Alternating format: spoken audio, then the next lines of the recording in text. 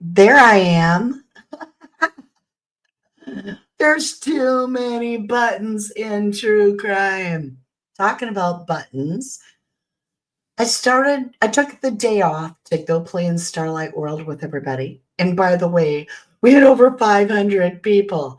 That's wild. I am so appreciative. We self-sponsor.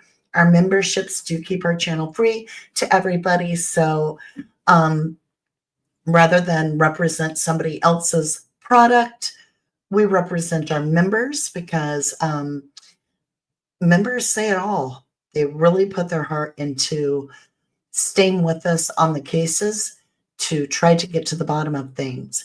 And in that day off, transmuting energy and getting out of the toxic true crime stuff, it recharges the brain. So that's exactly what happened. And indeed, it brought me to a point, a pivotal point in something that Malaya, the mother of Lilly and Jack, has shared that made me think, oh my golly, I've been here before, like deja vu. Now, keep in mind, a lot of you have been with me for years, and we work a lot of missing children's cases. When it came to a little girl named Harmony Montgomery, she was last seen in the fall of, I have to look, it's been that long, of 2019. She wasn't reported missing until November 2021. She went missing. She had been under the guardianship, if you will, of CPS. But then her father gained custody of her and moved out of that state. And Harmony was taken away from the CPS. Ah, Claire, thank you, lovely. Thank you for being a member for 5 months. Love you so much. Hope that you're enjoying the Starlight World with us. So when Harmony, her trial happened, unfortunately, there was biological evidence only. The story was horrific. And in the end, as they say, at the end of the day, little Harmony Montgomery was being erased because of this horrific monster of a parent, her father and her stepmother, because CPS is on their ass. So Harmony's demise came out of shitty parents that have anger issues, that are living in their car and not taking care of themselves or the children. And it came, her disappearance comes after CPS come knocking on the door because she had a black eye. Harmony no more. Shakes my head, shakes my heart. It's heartbreaking. So then let's move on. Let's go to Summer Wells. Summer Wells is 5 years old, blonde hair, little blue eyes, just cute as could be. They shaved her head before she goes missing as well. Claimed it was lice at one point, then claimed that it was because the mother had done that and the child wanted it the same. But at the same time, it was all about how much that Summer Moon Utah Wells loved to be girly. So it didn't match. But as the story come out, that after that horse pond, she made that fateful trip home that day, and then she was no more. Nobody ever heard from this child again. She's still missing to this day out of Rogersville, Tennessee. And lo and behold, we find out that CPS was supposed to come either that very day or the day before, and that they were being avoided.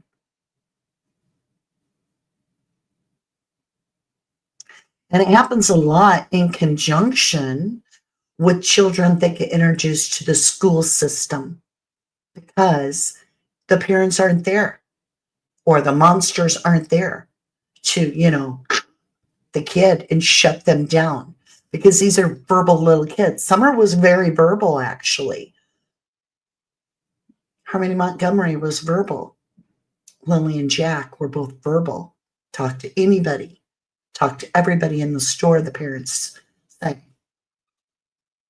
But CPS pushed to try to just get a visit with both Harmony's situation, and CPS was also, and I'm not blaming CPS, I'm saying we need to weigh this out because, listen, Harmony Montgomery and Summer Wells are not the only ones. Sebastian Rogers. We start listening to the case. The child goes to supper. He's 15 at the time. He's from Hendersonville, Tennessee. Now, Summer, let me get the dates right. Summer went missing on June 15th of 2021. Harmony's was November 2021. Sebastian was 2024, February. And the date's up for question. He was last seen, according to everything we know, on the 25th, reported on the 26th, missing in the morning. When mother goes to wake him up for bed, she's the only one in the house, and he's not there. Okay? And then we all dig into that case, and just like Harmony Montgomery, just like Summer Wells, here it comes. You got it. The school had alerted CPS, and there was also issues, I'll say, with custody of the stepdad and his daughter from a previous relationship. And it was all tied into Sebastian, and this daughter couldn't even be in the same house. CPS is involved. And then Sebastian just isn't in his bed in the morning. You feel me? So when I started looking over and rereading everything that was in that little set of messages over on, I'm going to give the channel a giant shout out. Big 'em up for It's a Criming Shame. They're doing a great job in this case, and I really appreciate everything they're bringing to the table. So look up their channel. It's a Criming Shame. And in that they've got these messages, we'll say alleged, from Malia, the mother of Lilly and Jack, to the grandmother, the bio grandma of the children. And in this, and I'll show it to you, there's not much to it, but she keyed it up. So she didn't talk about the well-being of her children. She wasn't asking or saying anything about the well-being of the children. Like, I'm hoping they're okay. I'm fearful every day of something. What could have happened to them? My mind is nope. It's the only concern in the entire note of the well-being of a child is very clear, and it's protecting Meadow, the baby. Now, Grandma says, what are you protecting Meadow from? And the mother says, CPS. I know you won't hear it, so I'll be the goat, but this is a screamer. And I do this when it's the moment. It's a pivotal moment.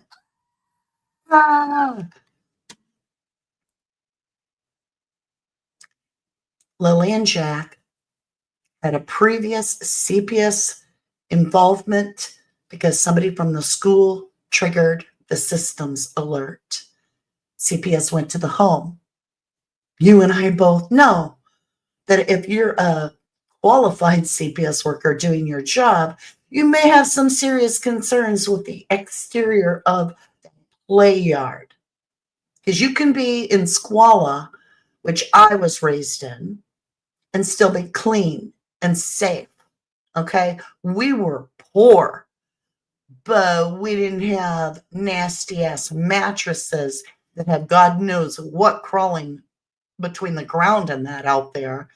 That's a place where snakes could sleep, or anything, poisonous something. We didn't have no dirty mattresses laying in our yard. So for all y'all that are going to be like, oh, she's so holier than thou acting. No, I'm talking about a child's playground should be safe. We've got parts of, what is that? A washing machine, or is that an oven in pieces laying in the yard with sharp metal exposed?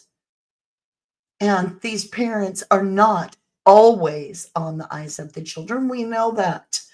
And so CPS probably laid some rules down, especially with a baby too. In that, why is that a big deal? Is because even now we're hearing tales that CPS may have taken Meadow. So we already heard that the stepfather, from his point of view, said he couldn't see any of his children. None of them, not even the two from a previous relationship, let alone Meadow and not Lilly and Jack, right? So then I'm factoring in, now that we know Darren, we'll call him O'Grady, because he started with Derby or something, and then he went to, or Durwood, and then now he's Darren, whatever. He's being validated in these messages we're about to share, which I'm sure you've seen them, by the bio grandma, saying, your grandma's brother or whatever this is. So he'd be like a cousin, a second cousin, third cousin. I don't know. It gets into cousins and half removed. I don't know. But so she validates that. But when the bio grandma is delivering this bombshell that Daniel, the stepdad, and also this person that is a relative of Malaya, the mother, are accusing Malaya basically of taking the children, putting them in the car, and they're out of here.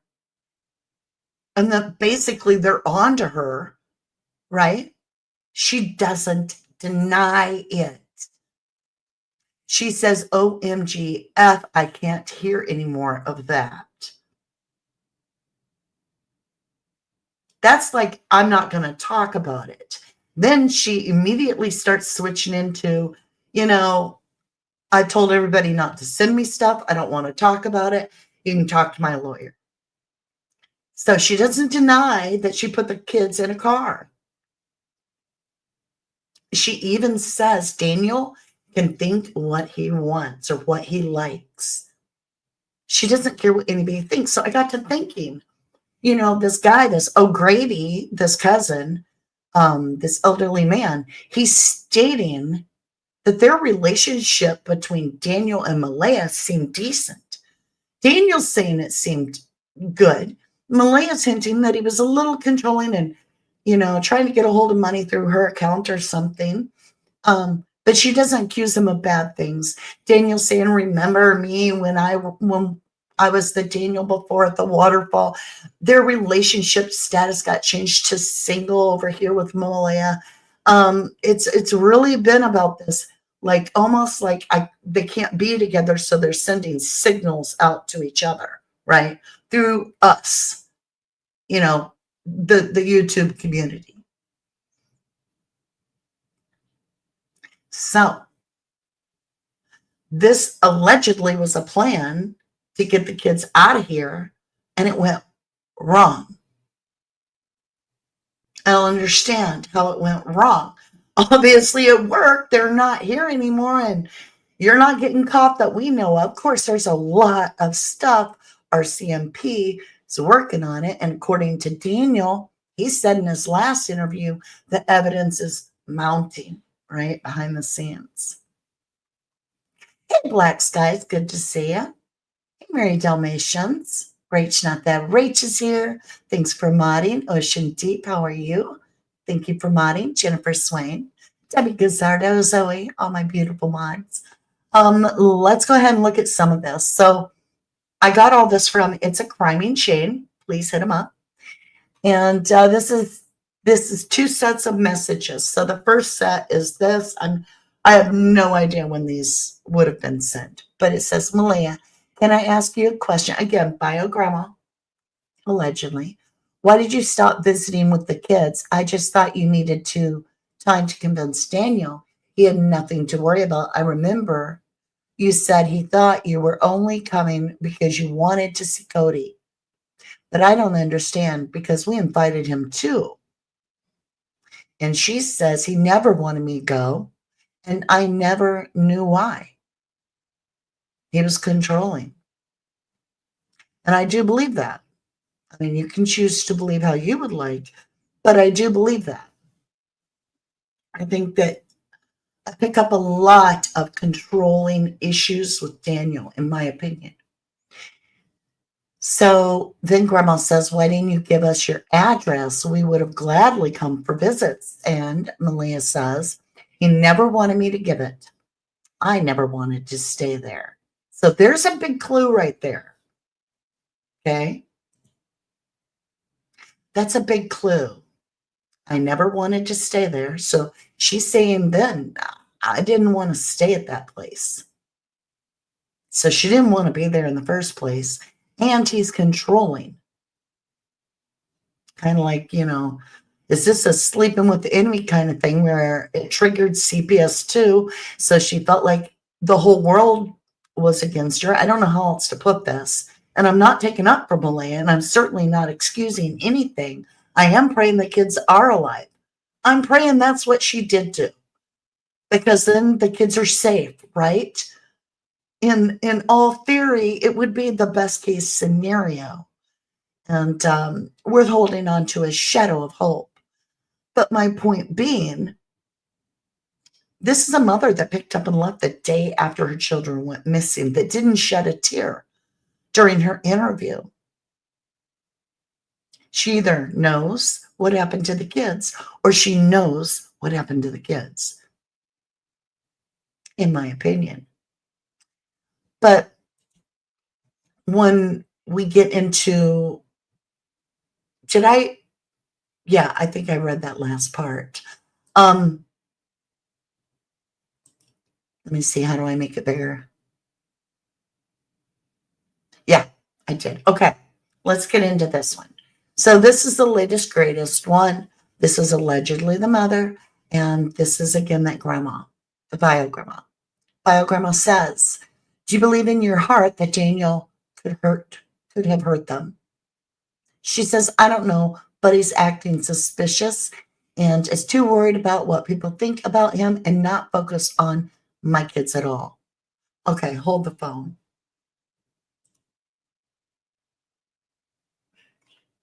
I'll agree Daniel's absolutely focused on himself. But you're not out here on your Facebook sharing missing posters. You're not going door to door on businesses sharing posters. You're not doing any type of avocation for the safe return of your children, though you're pushing or were pushing an abduction theory.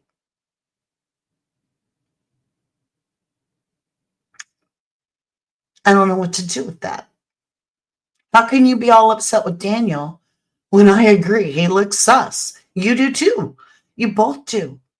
It almost to me looks like I could see this going a few ways. I could see where I'll just say it. The children were put in Daniel's sweaters to keep them warm because goats were being left behind. I don't know if it's because their names were in their coats, maybe because they're young and names get written in the collars of coats for those preschoolers, truth train coming through. So you didn't want the name of the kids on them. That could be. And so they were wrapped in sweaters and put in strangers' car, and away they went to be no more in your life because they're talking too much and you are protecting your baby. Or another thought that crossed my mind is that everything that old Grandpa Geezer there, O'Grady, is saying is true. And again, I still think it's CPS pushed. I do. I think you pulled a fast one on Daniel. I think he was on board with you. And then you sideswiped him too. Like you did a total getaway. Like you and him set something up maybe to get the kids out of there so that CPS isn't coming down on you guys or something, or take the heat off for a little while. But then why call 911? It's just the fact that 911 was called Something's weird. But could the kids been snuck away from the controlling stepfather and the threat of CPS? I don't know how it works in Canada, but I know for a huge fact that there's an issue in the United States with our indigenous native people experiencing a high level of missing family members. And many, they feel threatened by the government using CPS to remove their children. And they have concerns, and so I'm just saying, could this be at play? I know it's a sensitive matter.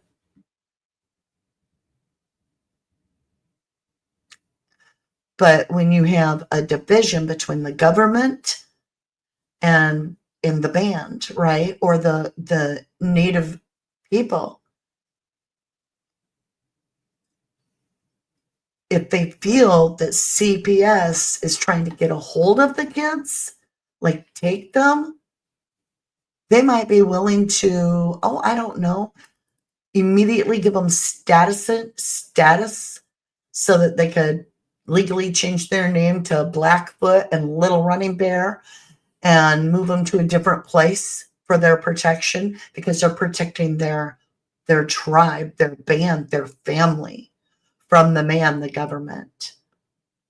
So could this be bigger than that?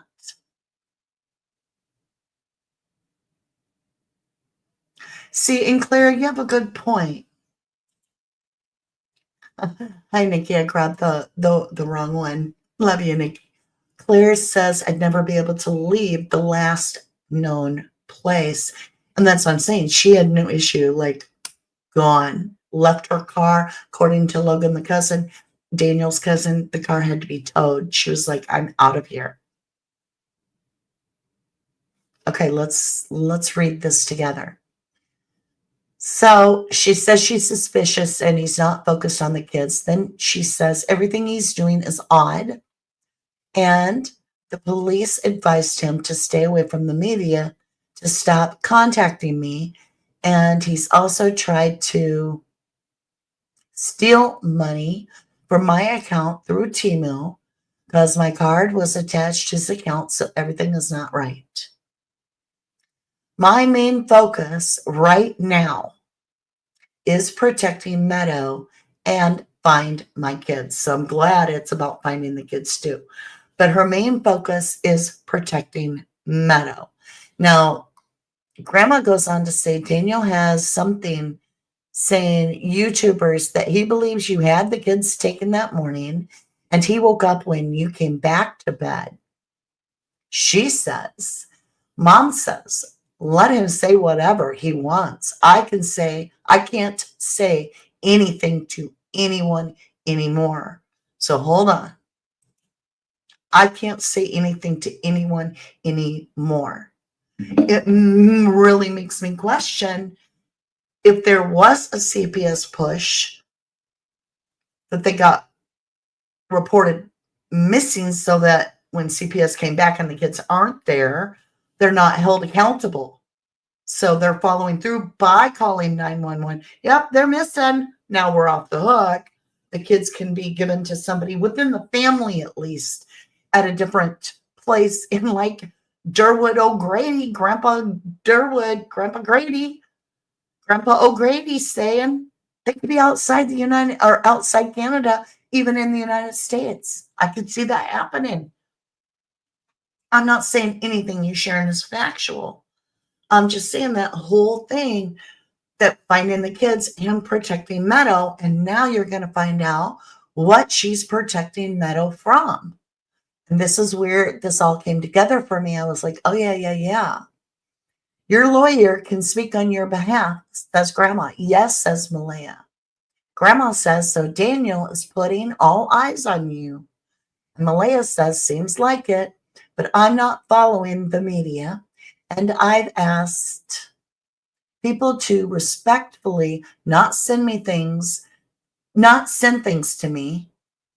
And if they feel it is of concern, to send it to the police. The truth always comes out. And ending it with this is so interesting. But let's back up because they're out of order.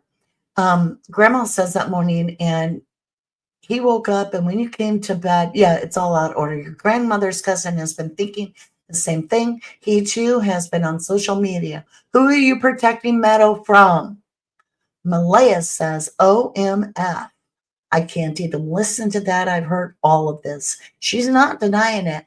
And when asked, who are you protecting Meadow from? The big answer right there, CPS.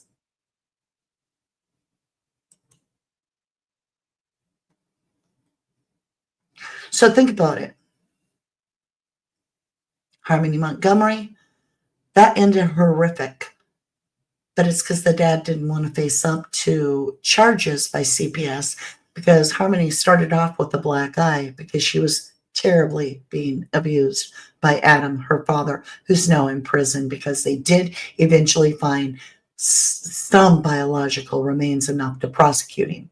And then the stepmother of Harmony Montgomery came forward and told the horrific tale, and I'm just going to leave it at that. Summer Wells still is not found today. CPS was due to visit that home either the day she went missing or the day before. Now, all the children got removed from that home after Summer went missing. So if you ever are a parent that think you're going to get away with it, do you notice that allegedly Malaya went from having 3 kids to having none? And Candace Well, Summer's mom, she had like 9 kids at one time and she ain't got none. Now, it's a little different in the Sebastian Rogers case, because it's very strange that even though Sebastian Rogers went missing during a heated custody battle over his stepsister, who could no longer legally be in the same house as him, I believe, they still allowed, after he went missing, for the visitation without supervision with the family of Sebastian. So they let another child go into that home, which to this day has me befuddled. I mean, she's fine, but it just is crazy. I don't know. I just think it has something to do with the why. I really do. I honestly have a lot of questions. If that wasn't the biggest clue that mom dropped, is protecting Meadow from CPS. Because before all these, let's see, I think it's over here for you guys. Before all these children went missing, every single one of these, CPS was coming to the house. You feel me? To the home.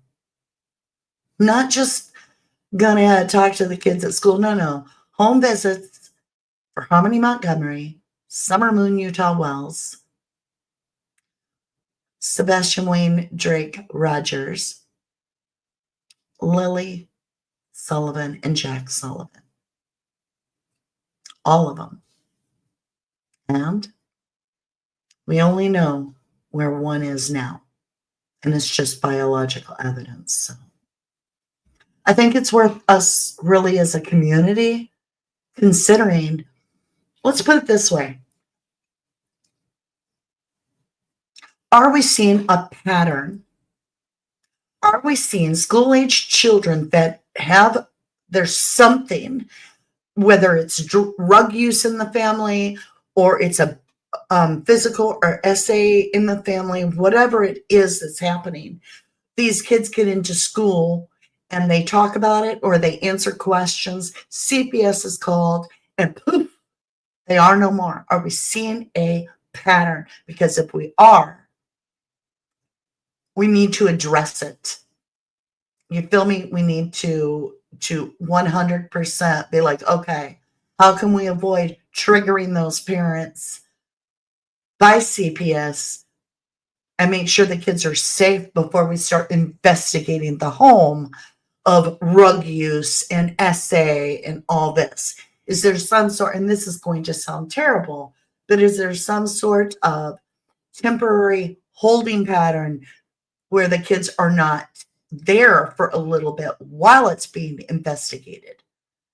Because of if you've got these little voiceless people that all of a sudden go to school and have a voice and everybody can hear them, and they're at that real young age of, preschool, kindergarten, first grade, even second grade, and they talk, it could change up your entire world if you're a deadbeat parent, right?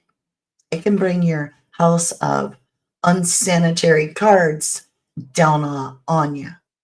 And so we have to figure this out.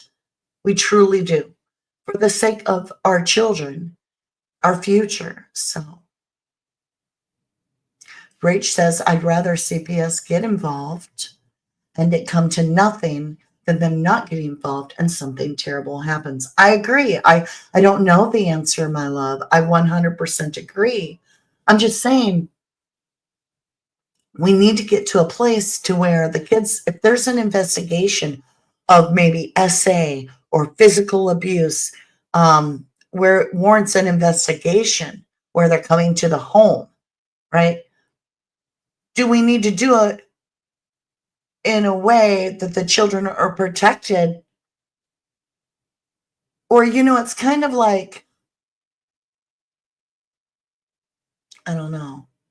It's sensitive, but we need to look at it. We need to call it out and we need to look at it, because every one of these kids, or I think it's over there, every one of those children are no longer here. And that is the event that preceded their disappearance. And now in the Lilly and Jack Sullivan case, we've got the mother actually stating in a text that she's protecting the baby from CPS as well. So you guys let me know what your thoughts are. I feel like I have a string on me or something. Let me know what your thoughts are, and hit that like button down below if you want to support our channel, as well as check out our Starlight members, our Starlight world. We're having a lot of fun. It's growing bigger, and it's great support for our community to continue to bring you whatever content that we need to share or feel like sharing, that gives a voice to those that unfortunately don't have a voice right now. I love you. I want to say a prayer, and I ask you to do the same for Lilly and Jack Sullivan, for Summer Wells, Sebastian Rogers, and